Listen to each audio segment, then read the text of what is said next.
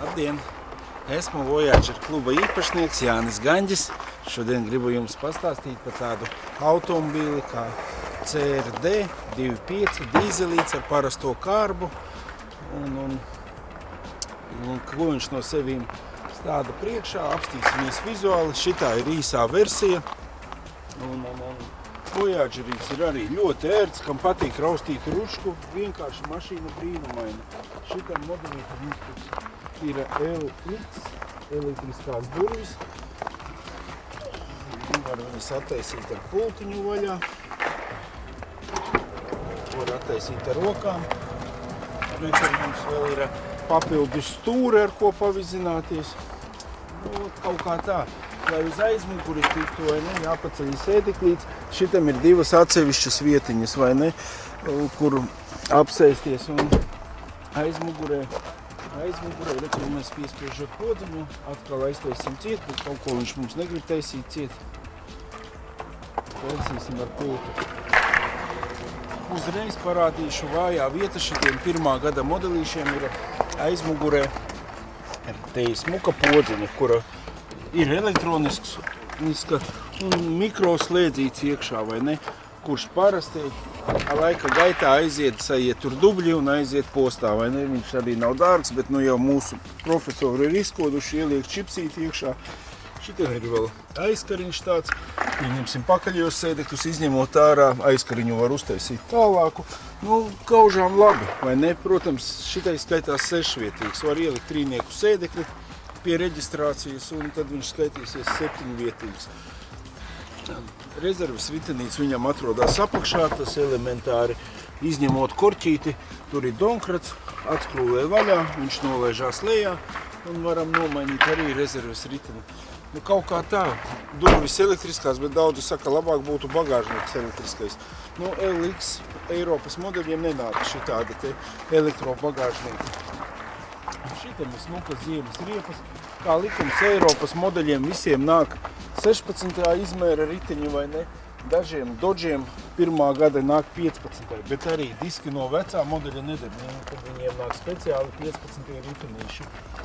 Nu, ērts tāds pats, viņš ir ādas salons. Amerikānim arī nāk elektro blakus sēdeklis. Eiropai gan nāk tikai vadītāja elektriski regulējams sēdeklis. Tad viņam ir, to jau es iekšā izstāstīšu, nevis klimata kontroli, bet kondicionieris, vai ne? Un kaut kā viss tā elektriski nolokāmi spoguļi viņiem ir Eiropai. Tas atkal nav ameriskāji. Tas viss pie ekstrām. Lūk, tur ir redz, kā viņam Eiropas modelītim ir dalīti. Tuvais, tālais ir blakām, vai ne? Amerikānim nāk viss vienā lampā, bet līdz ar to Eiropas lukturīši ir stipri dārgāki. Bet, nu, gaisma teikšu, kā nav nevieniem tā, ne otriem, bet, nu, īstenībā pēc vecajiem Voyageriem ar šitam ar gaismām viss ir ok. Un, ja ir LX tāds pilnāks, arī nāk apakšā papildus miglas lukturīši. Protams, arī jumta reliņi ir modelīšiem, kuriem nav, bet pārsvarā visiem, kuriem pilnā komplektācija, visiem ir rumta reliņi, kur piesiet jumta kasti vai slēpes vai nebraucot. Tādā ziņā mašīnīti ir pārdomāta, ļoti ērta. Vajag aizmugurējos sēdekļus 5 minūšu laikā tu visus izņem ārā, saliec garāžā. Un var izmantot kā kravas mašīnu. Nu, kāpsim salonā un apskatīsimies, kas mums darās iekšpusī. Esam mēs salonā. Saloniņš ir, protams, ļoti ērts, patīkams. Sēdeklīti var piedzīt līdz beidzamam uz augšu, uz leju, uz priekšu, uz atpakaļu, muguriņu, kruīz kontrolīte. Otrā pusē ir, redz, kur magnetofoniņam skaļumu, klusāk, skaļāk un kanālus. Tas ir LX pilnākām versiņām. Tāpat ir sēdekļu apsildīte, ir CD stereo vai ne, kas arī oriģinālam jāpaliek, jo stūris vadībai citu nepieslēgs magnetofoniņu, un tā ir ļoti ērti dalītā apkures krāsniņa gan sev, gan pasažierim. Tev ir augsti uzliec, sievai karsti un nogriez otrādāk, ka vari regulēt, kā tu vēlies, vai ne. Uz logiem tas viss ir tāpat pa vienkāršo. Elektrisko spoguļu podziņu, vai ne. Redzi, strādā tikai vadītāja pusē, tanī tikai rūts. Bet kaut kas tur ir jāpajauc, jāpaskatās, liela defekti nekad nevar būt, bet, nu, gadās visādi. Tad ir dīzeliešiem 2.5. Viņiem ir kā likums iekšā autonomā apkuras krāsniņa, jo vienmēr uzsildot dīzels lēnām uzsilst. Un viņam, saka, autonomā pečkā, kā tad es viņu varu uztelēt, bet viņi ir domāti tikai tā, ka tu augstu mašīnīti pielēti, viņa pati automātiski, kamēr nedabona darba temperatūru, tikmēr viņa ātrāk palīdz uzsildīt mašīnu, vai ne? Un vēl viņiem ir vājā vieta termostats, vai ne? Termostats nekad netur, un tad autonomā pečkaņa strādā, var teikt, non-stopā, vai ne? Visu laiku viņa strādā, un ātri līdz ar to iziet no ierindas. Tādā gadījumā vajag termostatu vienmēr mainīt.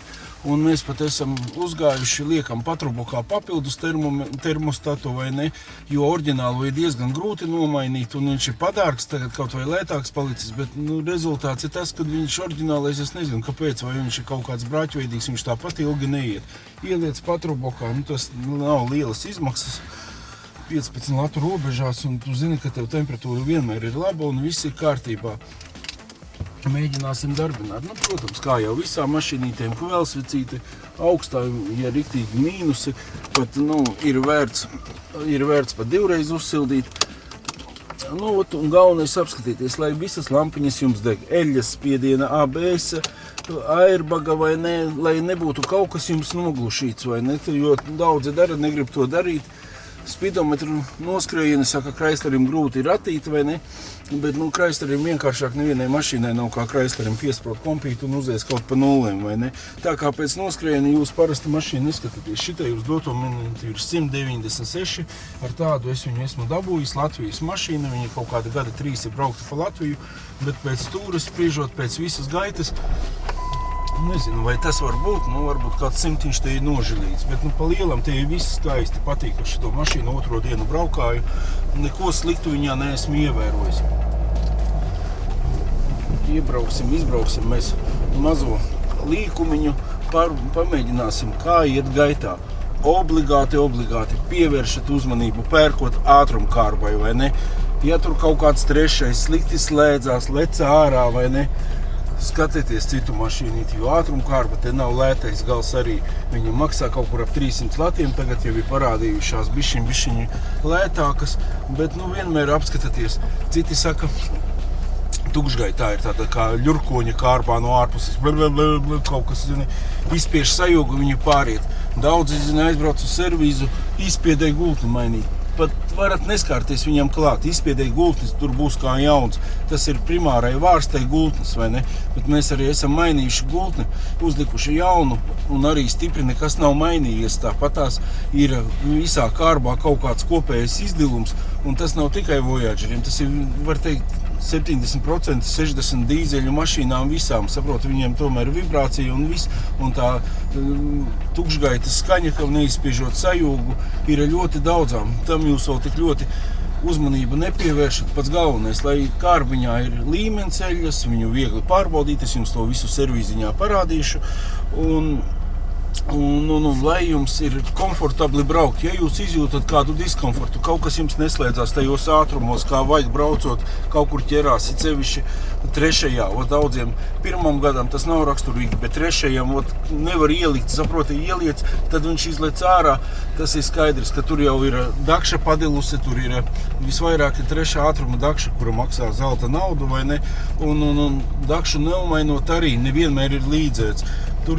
var iebersties diezgan lielās nepatikšanās. Tā kā vai skatieties pēc cenas, ja atļaujat vēl kaut kādu rupi 300 latiņu piemest, tad zinat, kad varat nopirkt citu kārbu.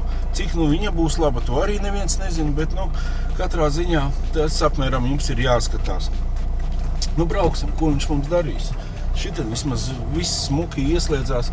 Citi saka, pirmajam gadam ir sajūgsta trosi, tālāk jau 3., 4., 2. arī citiem nāka troši, citiem ne. Citi saka, tā trosa ir sūdīga. Bet īstenībā, ja ir jauna trosīta un viss ir kārtībā, tas sajūdziņš ir viegls. Visas problēmas sākās tad, kad jau tā 10 gadi kā nekā, 2001. gada, tagad 13, var teikt, 12 gada mašīna nokalpojusi. Protams, ka tā trosa jebkurā dienā var aiziet pa pieskaru, viņa paliek viens smagāka, pa cik viņa tāpatās tur plasmas pa plasmasu vai nerīvējās. Bet arī kādam pārplīst, viņš meklē pa šrotiem, jo jauna tā trosa maksā pie 100 latiem, vai ne? Bet es silti iesaku nopērciet jaunu trosi, nemeklējiet šrotos un sajūdziņš jums būs viegls. Ja viņš 10 gadi gājis, viņš ies vēl 10 gadi un pa trosi jūs aizmirsīsiet. Tā kā uz to, es domāju, lielu uzmanību nepievēršiet. Tāpat arī tie hidroliskie cilindrīši, viņiem arī savi knifi un savi mīnusi ir. Ja tie aiziet, tur nekas nav pilnīgi lētāks, zem 100 lati tur nekas arī nenotiekās. Katrs cilindrīs, katra trubiņa, katrs viss maksā. Apmēram es atkal varu aizrunāties pusdienu, braucam, pamēģinam, ko viņš mums dara, kā viņš mums ripo, ko viņš... Pabrauksim drusciņu pa šosiju, lai mēs patestētu. Kā jau es teicu, lielāko uzmanību pievēršam sajūgam, kārbiņai, kā viņa slēdzās, vai ne, lai nebūtu jums nekāda diskomforta, lai būtu ērti slēgtos un viss notiktos. Jo to, ko pārdevēji stāsta, ka Chryslerim tā jābūt, divreiz sajūgs jāizspiež, tā kā Gazikam tas viss ir blefs. Mašīnītei jābūt komfortablai, sevišķi no 4. uz 3. un no 3. uz 2. vai ne? Citiem ir, uz 1. viņai arī, ja ir viss kārtībā, jāslēdzās viegli, bet citiem ir Voyagerīšiem jau padevusi, ka nevar sinhronizatoros ielikt. Uz pagriezieniem ieklausieties pusasīs, lai tās nekrakš. Kaut viņš 1. gada, tomēr 10 gadi, arī granātas jau varbūt aizgājuši pieskarīt. Katrā ziņā dīzelīts ir tāds, ka, viņš iet ļoti labi, vai ne? Es iespiežu grīdā, viņš pat sēdekļos iespiež iekšā. Mēs pat varam Volvo apdzīt uz lokā, vai ne? Viņš uzceļ vienkārši brīnumaini, 120 mums ir momentāli. Un 5. ātrumieši un aiziet. Skatīs, lai varētu nobremzēt. Kaut kā šitā. Bet, protams, neko sliktu pa kārbiņu nevaru pateikt, braukt patīkam, bet vienkārši tas, ka pa pilsētu pabraukājot, liekas no sākuma viss tik ļoti smuki. Pie vakara jau, kad tu pie automāta pieradis, jau tas sajūts un tā ručka sēž aknās, ir sevišķi tev vēl telefons, vēl kaut kas ir pie rokas vajadzīgs. Bet tā ir tīri gaumas lieta, nevienam neteikšu, ka mamma labāka pa meitu vai otrādāk, vai ne? Tāpat arī loktīrītāju slotiņas mums te ir jāmaina obligāti, viņas ir tādas ļoti nesmuki tīri, bet arī loktīrītāju mehānismus te viss ir kārtībā. Citreiz mēs gadīties, kad apkures motoriņš, pečkas motoriņš iziet no ierindas. Tas arī ir pieejams vai ne, neteikšu kosmiskā cena, bet fakts ir tāds, ka nekas mums nav mūžīgs, ne tikai Voyageriem, bet visām mašīnītiem. Kaut kad izbeidzās un kaut kas tāpat ir jāiegulda. Tāpat tagad liela daļa jaunu mašīnīti nevar atļauties, tāpat uz lietotām jāskatās un jāpērk, un ar to mums visu vajag rēķināties. Bet, braukšanas ziņā, sēdeklīts, viss sēdēšana, komfortablāk nekur izbraukšu drusciņu pa gruntsceļiem, jo gruntenītē viņš arī ir, ja viss ir kārtībā, ritošā viņam ir ļoti lēta, vai ne, nekas tur nav dārgs, un nekam nevajadzētu ne grabēt neko, un ļoti labi viņš ceļ tur savu riscīti, un ne viņš pārst, ne viņš slīd, ne viņš ko. Vedristi jau ir tādas, ka es jau kratos, jau nevaru parunāt vairs, bet mašīnīte pati iet klusu un patīkami, vai ne? Puntiņu mēs te neatradīsim, mēs tikai tādu drebeļceļu, pa cik viss ir sasalis, kur augšā mums rāda temperatūru, un komposts mums ir, lai mēs neapmaldītos, vienmēr atgrieztos mājās. Redz, kur jau uz Nordvest mēs braucam virzienā, vai ne? Tā kā vienkārši pasties, smuka vienkārši, un te taču arī var atstiept, un smuka viņš aiziet, vai ne? Neskatoties uz to, un tur viņš ceļ, tā kā prieks. Vajag jau negribās nesties, lai kaut kur neiezvanītu, lai kāds pretīm nenāktu, bet, katrā ziņā automobils ir patīkams, griezīšos riņķī, lai brauktu projām.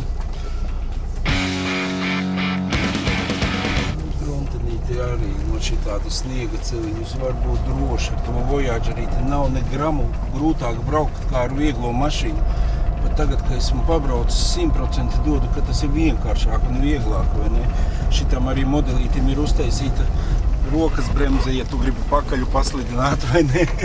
Bet, nav vairs pie kājas. Īstenībā tas pat ir daudz ērtāk, šitien tā rokas bremze. Un viņa kaut kā arī esmu ievērojis pa tiem zobiņiem noturīgāk. Ot vecajiem modelīšiem, ja mums sākās problēma, ka vairs nefiksējās.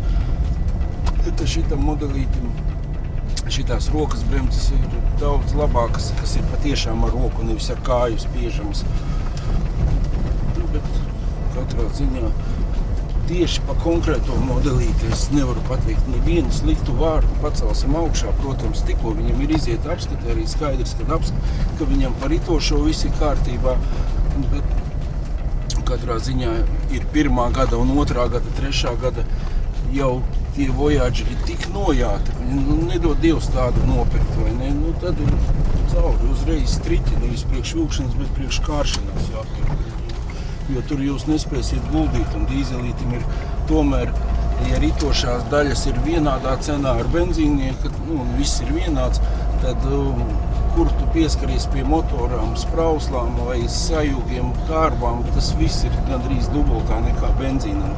Katrs rullīts, ja benzīnam spriegotājs maksā 40 lati, tad šitam 140. Tas nav normāli un izskaidrojums. Kādreiz dīzels bija arī vienmēr kaut kādu 1000 dārgāks nekā benzīnieks. Ja tāda tas klases mašīnas skatās, vai ne?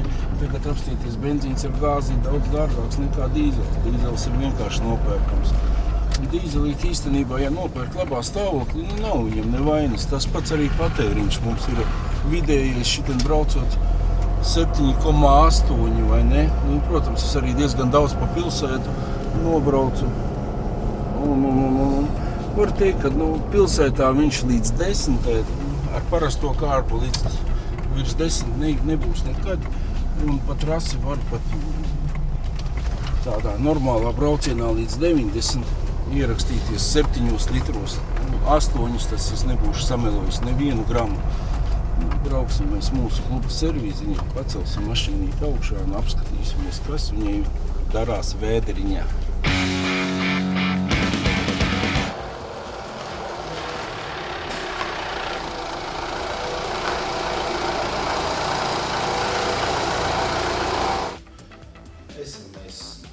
Kluba servīziņā, autoservīziņš vai tāda riktīga garāža, kā to pateikt, bet katrā ziņā šeit ir jauki, silti un darboties ir ļoti labi.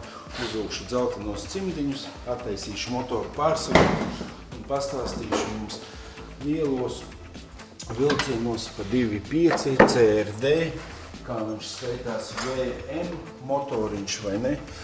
Es jau te esmu paskrūvējis vaļā, lai nebūtu tik ilgi viss tas mums stāsts ieildzis, vai ne? Bet vēl nelīdz galam. Tas ir vaļā.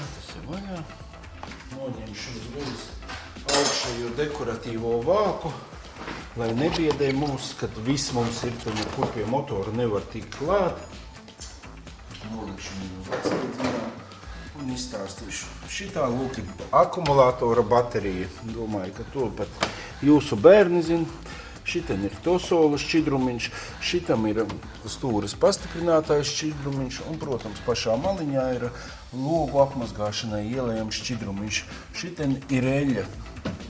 Viņa, principā, pie riktīgi labi, nevis pie šitiem te CRD motoriem eļļas līmenis var teikt, ka no maiņas līdz maiņai turās viņam nevajadzētu zust. Protams, ja viņš ir galīgi izjāts, tad tur viss, kas var būt. Bet katrā ziņā, ja benzīniekiem no maiņas līdz maiņai litrīgi noiet, tas ir normāli, tad šitam ir, tas tā nevajadzētu būt. Rekur ir uzreiz parādīšu pirmo vājo vietu, kas arī pie 100 200 nobraucot, sāk parādīties tāds kā brūnumiņš sānā, tā kā puteklīts, un var just, ka tā muftiņa jau tādu skaņu dod. Bet viņa arī ir dabonama diezgan normālās cenās, vai ne, ģeneratoru mufta. Citi viņu mēģina metināt klāt, vai ne, bet to nevar darīt. Nekad tu viņu centrā nedaboni. Tad sajāja paši ģeneratoriņi, tāpēc, protams, kārtīgs virpotais varbūt izvirpo kaut ko, jo tas ir pilnīgi lieki, kad viņš uz vienu pusi griežās, uz otru negriežās, bet uzskatu, ka labāk ir uzlikt oriģinālu, un tad tu zini, kad viņi atkal tev ies. Vislielākā bēda šitiem CRD motoriem, tas ir sprauslas. 4 gabalas stāv šeit, tā kā paņemšu jums lukturīti, lai labāk varētu jums visu redzēt. Tur ir mūsu sprausliņas, vai ne? Un katrā ziņā tas ir pirmais iemesls, ja jums viņš braucot noslāpst. Ja viņš jums apdzenot, pieņemsim gāzi, dodat virsū un mašīna viss noslāpst. Tas ir visvairāk vainojamas sprauslas. It sevišķi pirmajiem gadiem, 1., 2., 3. vai ne, viņiem nāca degvielas filtriņš. Tik maziņš, saproti, un īstenībā viņiem vēl tāda vaina, viņš kā aiziet ciet, viņš nevis neiet, bet sāk laist garām. Un līdz ar to sprauslām man viens cilvēks, viņš klubā salika visas jaunas sprausliņas, samaksāja bargu naudu dīzeļu centrā. Burtiski pabrauc pusgadu, viņam tieši tas pats viss. Aizbrauc uz dīzeļu centru, gads garantija, sāka. Protams, vai viņi atmaksāja, viņi zem mikroskopa parādīja, apsties, kāda tev vajadzēja ielikt papildu filtrus. Protams, tagad viņš uzlicis papildus filtrus, un nekādas bēdas, jau brauc, baidos, ka pēc tam 3 gadi un nekāda problēma nav. Vienalga kaut kāda Volkswagen lielāka, pastieties, kur labāk iemontēt, tas tikai ir pašiem. Ideja, kur ielikt, kur labāk piemontēt, lai tas filtriņš ir, un tad jūs zināt, nomaina to filtru un degvieliņu, jūsu sprauslas arī tiks pasargātas. Otrs variants ir pirmajiem gadiem, kad maina zobsiks. Noteikti, kas ar Voyagerīšiem ņemās, tie jau ir saskārušies, bet vēl ir spriegotāja rullītes tieši, un viņam ir alumīnija vāks, vai ne, un spriegotāja rullītes, kur stiprinās. Viņam ir tāda atdursmes vietiņa, tur var redzēt kā ļipiņu, viņš ir tādā alumīnijā, tāda dzelzs tapiņa ielikta iekšā. Un tā dzelzs tapiņa, 50% viņa parasti kustās. Protams, ka nevar viņai pievērst uzmanību nezinātājs, vai ne? Vienmēr to dzelzs tapiņu paraustat un pamēģināt, vai viņa nenāk ar pirkstiem ārā. Ja viņa ar pirkstiem iznāk, tad uz šķidrās līmītes kaut kā iekarnēt, viņu nostipriniet. Tas ir pats galvenais, jo tā tapiņai ir mode uzreiz izkrist laukā un tieši spriegotāji noķīlēt. Un tad ir remontiņš jāmaina, rokeri jāmaina, jāņem viss motora augšu vaļā, tad jau ir briesmu darbi. Protams, atkal 94. 95. gadiem jau tā kļūme ir novērsta un tas dzelzīts vairs nav, bet jau ir izlējums pašā alumīnijā un nekāda problēma nav. Tā jau visur ir no sākuma uztaisīt, tāpat kā ķēžu motoru, un pēc tam sāk skatīties. Pēc tam saprot, ka tas ķēdes motors nekur nedara, atkal taisa kā vecajiem zogratu motors. Vēl ir arī bijušas problēmiņas reti gan, bet kad nav bremžu vakums, citi nopērk vakuma trumuli, domā, vakuma trumuls, nairūs tas vakuma trumuls. Ja eļas nemainat motoram un kāds ir nobraucis ilgi tādu, viņam pašam nāk pie zobsiksnes diezgan ko pajaukties vakuma sūknīca. Tas ir aiziet pa pieskari, bet tas patiešām šitiem motoriem es to nepieskaitu pie vājām vietām, jo tas ir tik reti, ka tikai ir bijis tāds gadījums. Gaisa filtriņš te ir ļoti labi pieejams, 2 klipsīši, augšējais vāks noņemās nost. Gaisa filtriņu arī vienmēr turat tīru, lai motoriņam ir vieglāk elpot un līdz ar to arī patēriņš un viss tas ietekmē dīzelītim ir gaitu. Gaiss viņam ir ļoti, ļoti vajadzīgs. Motora šupiņš viņam tāds kā uz atsperes vai ne, bet te var redzēt, ka eļļa ir melna, bet dīzeļiem tas ir visiem melna, bet līmenīts viss ir. Un ievērojiet to maiņas laiku, mainat un ļoti, ļoti ieteiktu to prolongu pieliet klāt, jo tas patiešām sasargā motoriņu un it sevišķi, ja ir tik dārgs pasākums kā motors vai ne, viņu vajag sargāt. Kamēr mēs esam augšā, parādīšu uzreiz atbalsta gultņi, vai ne? Un šitos es arī jums neieteiktu. Atbalsta gultniņš ir augšā un apakšā ir pats atbalsts, vai ne? Baigi bieži 1. 2. gada modelīšiem, tas jau vairāk pie ritošās nozīmē, vai ne? Aiziet pa pieskari pats atbalsts un pat citi jau nobrauc tā, ka amortizators logtīrītāji kastē, vai ne? Un tos atbalstus arī, viņi daudz neatšķirās. Kaut kādi analogi no oriģinālā cenas, ja oriģinālais pieņemsim maksā kaut kādi 35 lati, tad Analogs tāpat maksās kaut kādi 25. Uz to nevajag ekonomēt, tikai oriģinālo mopārs visu un pat neskatāties, jo atbalsta gultnīšus mēs esam uzlikuši jaunus un viņi jau skaņu dod. Drošinātāji. Drošinātāji pirmajiem gadiem viss, kas ir, tas ir tikai šeit. Kaut kas viņiem ir uz pusautomātiem, kaut kas pats atlec vaļā, bet citur drošinātājus varat nemeklēt. Šitais priekšā ir gaismu kastīte vai ne, katram regulē savādāk, tas pat īpaši nav jāzina. Bet, ja kaut kas pazūd, protams, jūs varat ar prolampiņu iziet savu drošinātājiem, uzreiz apstīties. Tāpat otrā pusē arī viss ir sarakstīts, nekā sveša nav te. Te, kur ir vienkārši sajūga trose, pa kuru es jums stāstīju, kad jaunākiem gadiem nāk hidroliskais, šitam ir bremžu, sajūga trosīte vai ne. Kas vēl mēdz gadīties šitai mašīnītēm? Pat tā nevaru pateikt. Protams, ka viss mēdz gadīties, cik viņi ir nogājuši. Citam ir roheri nodiluši, citam ir tāda trubiņa alnīna. Bet tas arī, tas nav nekāds defekts, vai ne? Tā trubiņa visiem var pāriet puši, jo viņa to var arī vienkārši sataisīt. Tas ir ekoloģijas tāda truba.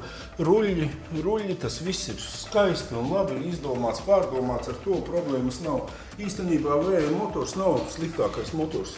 Katrā ziņā galvas viņiem ir stipras, tādas kā pārkalsētas galvas.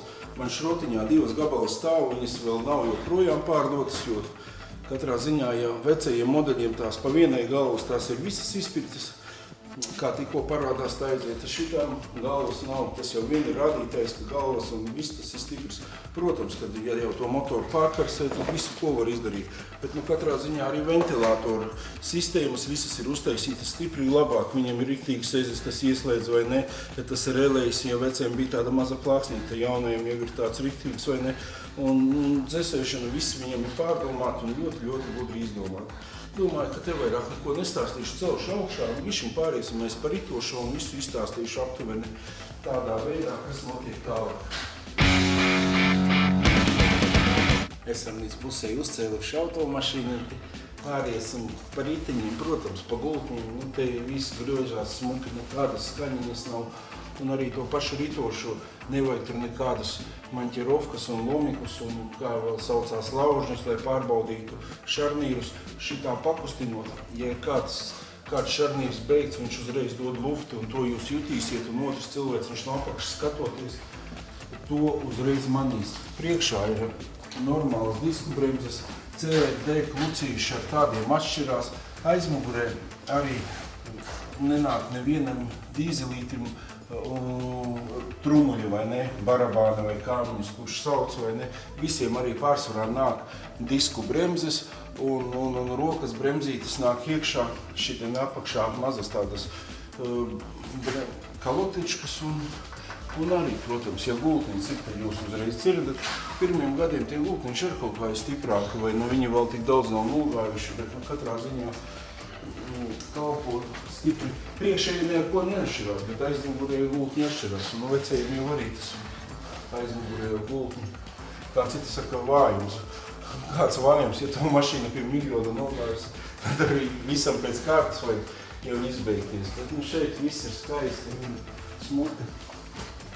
Un tāpat tās noteikti jau braucot, jūs, ka braucat, ja kāds gultnīts gaudo vai ne, stūrīti pagriežot, jūs jutīsiet, ja mainās skaņi, tas ir tikai gultnīts vai ne. Un tāpat tās, lai nenomainītu pretējās puses, jo īsti nesaprot, uzreiz liekās šofera pusē viņš gaudo, bet izrādās, ka šitais vienmēr iegriežat vai ne uzliekat roku uz atspēres, jūs jutīsiet, ja kaut kādu vibrāciju un uzreiz tāda skaņiņa. Protams, citreiz kalotkās viņš tiks grūti griežās, ka to nevar saprast, tad vajag bišķiņ palaist vaļā un tad izgriezt, jo labāk liek izgriezt nekā ne to gultni nomainīt. Celšu augšā, lai tad jums izstāstīšu visu, kas garās apakšā mūsu CRD auto. Esam pacēlušamies mūsu mašīnīt uz augšu, uzreiz pievērtīsim uzmanību. Kur te ir tāds kā eļļains vai nevis, bet es konkrēti zinu, tāpēc, ka mēs drusciņu nācās mums labot un pielējām pa daudz stūres pastiprinātājā eļļu un ritiņus grozot, mums visi pārgāja pāri, vienkārši te vajag noskalot. Katrā ziņā CRD nav arī tāda slimība, ka viņi kaut kur būtu baigi puņķotos un baigi laistu garām eļļu. Tas ir tāds plusiņš. Kur es iešu no šitā gala, lai nāk man operators bišķiņu uzņem. Var redzēt mūsu ventilators, kondicionieru sūknīts, kurš arī nav mūžīgs, tad iziet, bet toties stūres pastiprinātāji sūkņi ir ļoti stipri, vai ne? Tie var teikt, nekad starterīts, viss ir diezgan elementāri piekļūstams un nomaināms. Priekšējie motora spilveni, šitien izskatās viņš kā jauns vai ne, bet arī ilgi braucot, tas arī kādreiz var nākties nomainīt. Un redz, kur ir mūsu zelta vērtā ātrumkārbiņa, kur obligāti katrs, kad iegādājaties mašīnīti, pirmais, ko apstieties, ja arī brauciet, vismaz, kad jūs taisat TO, mainat motoro 10 000, izrojiet šito korķīti ārā. Viņš ir vienkārši gumijas korķīts, ar plakstangām izņemat, un ja tur eļļiņi jums līst ārā, vai iebāžot pirkstu, jūs viņu jūtat, ka tur ir eļļa, tad viss ir kārtībā. Un arī ieteiktu pieliet prolongu piedevu klāt, viņa tikai pasargās jūsu kārbu. Protams, ja jūs iebāžat pirkstu un tur viņa ir melna, redz, kur ir skrūvīte, vai ne? Droši viņu skrūvējat ārā, tikai paņemat seškanti tādu, lai viņš ir riktīgi iekšā un viņš diezgan smagi ar cirtienu un atnāk vaļā, vai ne? Nedomājiet, ka tur kaut kas izjūgs reduktors, tā ir tikai noliešanas eļļas skrūve. Izteciniet ārā, vecākiem modelīšiem iepriekšējiem kaut kādiem gadiem pat arī nebija. Tādai kārbai ir jāsūc ārā eļļa, vai ne? Tur nav kur izdēt ārā. Bet šitām ir elementāri atskrūvēt, veco izlaižat, jaunu eļļiņu iekšā, sintētiku, 5V40 kaut kādu motoru eļļu un pieliet klāt prolongu, es domāju, tā kārbiņa jums ies un nebūs nekāda problēmīte. Un kur ir otrs mūsu sajūga trose, vai ne? Un sajūga trosīti, ko es saku, ir tur čakars, lai viņu nomainītu, bet tas arī servīzā maksā apmēram 15 latu jomās, vai ne, bet arī jūs to pats varat izdarīt. Otrs ir, ja kaut kur citreiz teks starp kārbu un motoru, vai ne, daudzi domā, nomainīšu motoru blīvslēgu un viss būs kārtībā. Nebūs tur nekas kārtībā. Tur jāņem viss motora blīvslēga, tas vāks nost, vai ne, un apakšā ir tādi gumijas gredzeni. Parasti laiž tie gumijas gredzeni, tos visus ir jānomaina. Sajūgs CRD Voyagerim ir lēts un viegli dabonams, un tur arī, protams, ka viss kādreiz izbeidzās, un tas arī varbūt jāmaina, bet tas jau ir pie lielajiem noskrieniem un pie visa supporti un bremžu sistēma. Te ir viss ļoti gudri izdomāts, vai ne? Katrā ziņā, ja klučus maina, tikai nespriežat pret pašu cilindrīti, jo cilindrīši ir rebanīta, viņus jūs salauzīsiet tikai aiz pašas bremžu klucīšas spiežat viņu atpakaļ, vai ne? Tas būs mums servīza sadaļa, es jums tur pa bremzītiem noteikti pastāstīšu. Redziet, paši pēc ritošās te nekā pilnīgi nav sarežģīta. Zaldātiņi kā visām mašīnām, ar ko jums ir reizi gadā jārēķinās, ka viņi ir jāmaina, vai ne? 10 latu robežās, es domāju, to jūs varēsiet atļauties. Stūres pirksti, stūres stienīši, apakšējie šarnīri, vai ne? Un plauktu bukses, vai ne? Un īstenībā no ritošās tas arī ir viss stūres iekārta, reika saucamā, arī mēdz iziet no ierindas, tas jau kā arī visām mašīnām. Un stabilizātora bukses citreiz tādu skaņu dot, tad vienmēr paspīdinat vai ne ar kaut kādu bateriju. Ja te cauri spīd, tad zinat, ka viņas mainat, jo vislielāko trobili arī dotās stabilizātora bukses. Un par ritošo tas patiešām nav nekas dārgs. Pēc kuzava pasīties paši, nav ne rūsiņus, nekas, ne sliekšņi saliekti. Ļoti smuka mašīnīte ir, plāka ir plasmasas. Tas vecajiem kanteiniem nāca resnie amortizātori, kas arī ir zelta vērti, vai ne? Tu aizmugurē vari kravu krāmēt, cik vien smagu gribi, tā aizmugurīte uz leju nesēžās uztaisīt, viņi ir primā. Un arī, kas viņiem biežāk iziet, tas ir viena no ierindas tikai bukses. Bukses arī ir pieejamas un viegli nomaināmas. Bet tas es jau izstāstu tā, ka jūs domāsiet, ka ko tik tur nav jāmaina, bet tas jau ir tādām mašīnām, kuras ir noskrējuši. Viens ir atbalsts noplīsis vai ne, tas gumijas garmuška, Bet to arī var viegli dabūt un vienalga no kā cita piekonstruēt, nekāda nav problēma. Degvielas filtriņš, redz, ka viņam atrodas, to vienmēr uzmanīgi skrūvējot nost, labāk ar galviņu, vai ne, lai nesanāktu nekādas problēmas. Un te ir uzreiz viņam arī štekerīts, un to visu saspraužat atpakaļ, lai visas apsildes strādātu. Priekšējās bukses, viņas ir pamatīgas lielas, bet nu jau ir būtis tā, ka mūsu ceļi izdara arī izdauza tās bukses, vai ne? Arī, protams, tās ir dabūnamas un nekādas problēmas pa aizmugurējām, tur vispār nav ko runāt, viņas ir maziņas, un vispār latu gabalā maksā, arī kādreiz viņas ir jāmaina. Patās arī rezerves ritenīts ir uzāķēts, vai ne? Un stabilizātoru stienas, ja kur šitam nāk stabilizātoru stienas, citiem nemaz nenāk. Nu, te nekad nav problēmas, to es pat varu nestāstīt. Ja kādreiz cits izdomā, tad viņš tikai uz savu galvu izdomā kaut ko tur mainīt, jo tam bukses ir madā liekas mūžīgas, nekad nav bijušas problēmas. Nu, redz, slieksniņš te ir apstrādāti tāpat, kaut vai viņi ir smuki, bet cilvēciņš ir katrā ziņā aizsardzības spēks, ir kaut ko uzsmērējis visu, visu sakopis. Man pat īpaši arī nav vairāk ko apakšu stāstīt. Protams, nomainīt jūs redz, kur ir vienkārši arī seškantis ir jāatskrūvē vaļā, noliet veco eļļiņu, un šitās pusītes rekur stāv eļļas filtriņš, vai ne? Šitien gan ir elements iekšā, un nomainat elementu, kur turbīnīt arī visa sausa, viss ir vaigi smuki, apakšā nāk tos eļļas sildītājs no to sola. Sarežģīts ir vienkārši tā kā kaut kāds zils. No remontiem nav galīgi jābaidās, ja kādā servīzā negrib ņemt pretī. Un ko tad, es domāju, bet tagad jau tie laiki ir pagājuši, tagad Voyageri ir jau palikuši gandrīz ar Golfiem vienā skaitā, un visi ar ņemi pretīm, visi viņi ir izkoduši. Tāpatās arī tas pats motoriņš, vai ne?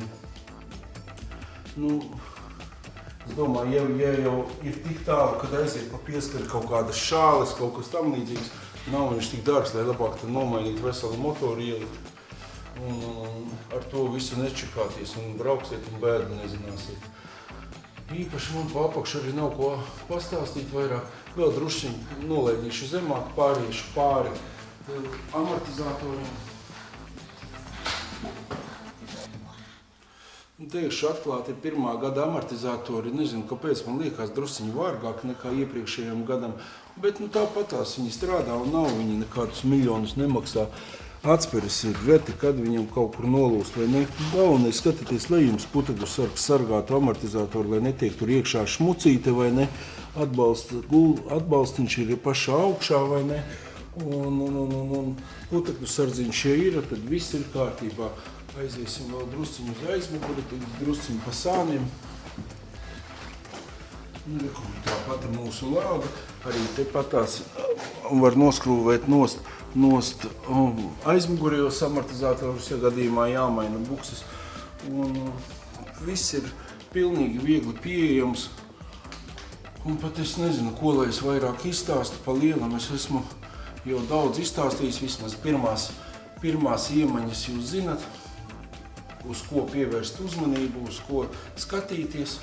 Protams, lai riepas ir normālā virzienā uzliktas un vispārējais. Domāju, laidīšu lejā vēlreiz pāriesim apkārt un ar to arī mūsu CRD Voyagerīts būs izskatīts.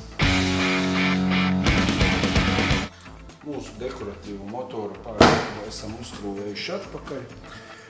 Visu es pa šejienu apmēram esmu izstāstījis. Varam taisīt droši un ciet. Un vēl es aizmirsu apakšā, ka bija mašīna piebilst, kad obligāti arī paņemat abas puses, kad ir augšā mašīna un paraustiet pie kārbas, lai nebūtu uz augšu, uz leju, uz lufti, uz sāniem. Tas ir normāli, tas ir pusasīs, viņas staigā, bet ja uz augšu, uz leju, tad jau jūs zināt, ka gultni tur ir padaluši un arī nekas labs no tās kārbas nav palicis. Nu, un kad jūs esat iegādājušies tādu mašīnu, tad, protams, ka Voyager klubs jūs gaida ciemos, uzplovēsim jums rāmīšus. Un uztaisīsim pirmo apkopīti, Un tad, ja jums viss smuki ripo un nav daudz nekāda remonta ieguldījuma jāliek, tad jau jūs arī varat padomāt par kaut kādām tuninga detaļām, vai ne, uzlikt kaut kādu spoilerīti augšā, apakšā, uzlikt logu maliņus, ko arī visu pie mums var iegādāties. Tāpat arī DVD ielikt iekšā, vai tas ir vajadzīgs, ka visiem tagad ir laptopi un viss, bet fakts ir tāds, ka pieejams ir viss, tikai vajag gribēšanu, slieksnīšus un visu pārējo. Un var jau arī beigās uztaisīt, lai izskatās apmēram kā tā mūsu tuninga mašīna, vai ne? Tas ir katram gaumas variants, kā jūs vēlaties, tā jūs visu savu mašīnu varat izkrāšņot. Varat vienkārši uzlikt riktīgas riepas un uztaisīt kauju dampi un uzlikt 2 lukturus vēl priekšā un vest ārā mežu un malku mājai un visu kaut ko tam līdzīgi. Labi, šoreiz paldies par uzmanību, līdz nākošajai modelīšu apskatei. Uz redzi!